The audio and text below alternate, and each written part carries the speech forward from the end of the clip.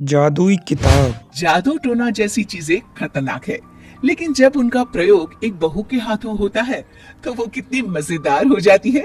खुद देखिए। रामगढ़ गांव में सुधा रहती थी।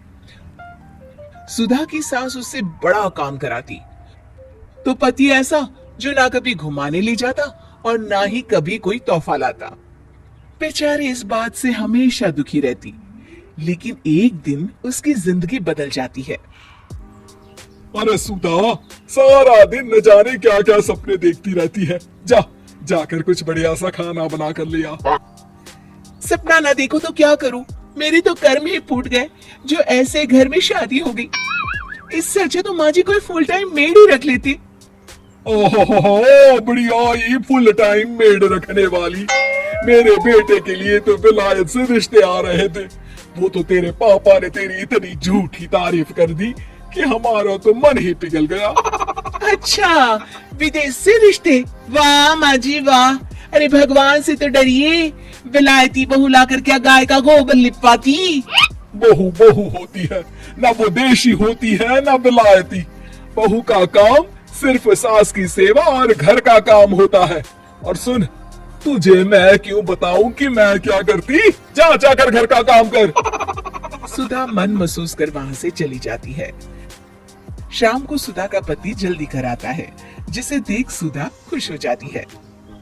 जी, आ गए आप। जरूर मुझे कहीं घुमाने ले जाने का प्लान होगा आपका। सब समझती हूँ मैं। अरे नहीं भाग्यवान, घूमना क्या है, बस आज जल्दी बस मिल गई तो घर जल्दी पहुंच गया। अच्छा सुनो, जरा आज शाम की चाय के साथ पकोड़े भी तल लेना, बड़ा मन कर रहा है। सुधा पति की बात सुनकर पैर पटकती हुई किचन में चली जाती है। वो काम करते करते खिड़की के बाहर देखती है कि तभी उसे एक चमकीली सी कॉपी दिखाई देती है। वो खिड़की से उस कॉपी को उठा लेती है और उसे खोल कर देखती है, तो उसमें सुनहरे अक्षरों में लिखा होता है, जादुई किताब, इस पर जो लिखो वो सच होता है। सुधा उस किताब को देखकर खुश हो जाती है और जल्दी से पास रखी पेंसिल उठाकर उसमें लिख देती है, मेरी सास सारा काम कर दी।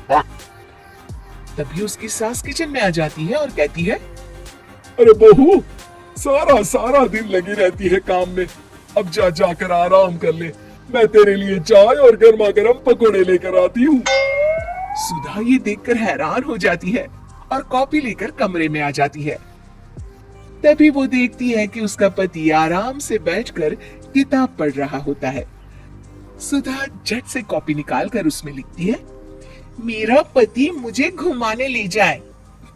बस फिर क्या था, सुधा का पति किताब बगल में रख देता है और उससे कहता है, बहुत दिन हो गए हम कहीं घूमने नहीं गए ना, चलो कल मैं ऑफिस से छुट्टी ले लेता हूँ। सुधा ये सुनकर खुश हो जाती है कि तभी उसकी सास हाथ में चाय और पकोड़े लेकर खड़ी हो जाती है। चलो बहू, कुछ खा लो। अरे किस्मत वाले हैं हम जो हमें तू मिली, वरना मेरे बेटे की शादी कहीं तय ही नहीं हो रही थी। कोई लड़की इस घर में शादी नहीं करना चाहती थी। ले बहू, खा ले। अब तो सुधा की बल्ले बल्ले हो गई थी। सुधा की सास और पति बस उसके इशारों पर घूमते। एक दिन सुधा को सास का हार पसंद आ जाता है। वो सास से कहती है, माँ जी कितना खूबसूरत हार है, क्या ये हार आप मुझे दे देंगी? ओए होए, बढ़िया ही मुझे दे देगी? अरे तेरी माँ ने दिया है ना मुझे, जो मैं तुझे दे दूं? मैं अपने एक भी गहने तुझे कभी नहीं दूंगी। तभी सुधा अपने कमरे में जाती है और कॉपी में लिख देती है, सास के सारे गहने मेरे हो जाए। अब क्या था, थोड़ी ही देर में सास एक संदूक लेकर उसके कमरे में आ जाती है। बहू ये ले। ये क्या है माँ जी? बेटा ये मेरे गहने हैं, अब मुझ बुढ़िया पर तो ये अच्छे नहीं लगते।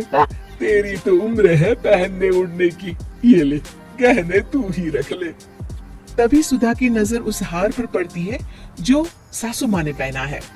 और माँ जी ये हार जो आपके गले पर है? सास हार उतारती हुए कहती है, हाँ हाँ बहू ये भी ले ले। फिर कान के टापस उतारते हुए कहती है, ये ले बेटा, तू ये भी ले ले। फिर एक एक कर वो अपने सारे पहने हुए गहने उतारने लगती है। ये भी ले ले बहू, ये भी ले ले। सुधा तो खुशी के मारे बौखला जाती है। हाँ हाँ, लाइए लाइए, लाइए लाइए। तभी सुधा का पति उसके पीछे आकर खड़ा हो जाता है और जोर से चिल्लाता है। अरे सुधा, क्या हुआ? क्या लाइए लाइए कर रही हो? अरे जरा कढ़ाई में तो देख लो, सारे के सारे पकोड़े जल गए। तभी सुधा की सास भी उसके सामने आ जाती है। इस लड़की से तो एक काम ठीक से नहीं होता, दिन भर सपने ही देखती रहती है। तभी सुधा को होश आता है। वो खिड़की के बाहर देखती है जहाँ उसे कुछ दिखाई नहीं देता। दरअसल जादुई वादुई कुछ नहीं था, वो सिर्फ एक काल्पनिक सपना था जो सुधा अपनी जिंदगी से तंग आकर देख रही थी।